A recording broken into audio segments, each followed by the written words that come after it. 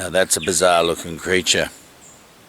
Anyway, on a more serious note, a lady from Poland got in touch with me and a videos came out from the Czech Republic.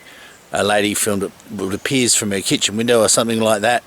It's a really unusual looking four-legged animal. I'm not suggesting for a minute that it's a thylacine, but she sent it to me and I thought I'd share it with you. It's a really strange looking creature. It looks like a mangy dog, or not so much a dog, maybe a wolf, but it's got a really horse-like head on it, really long muzzle. Strange looking creature, but anyway, here's the video. Hope you enjoy it.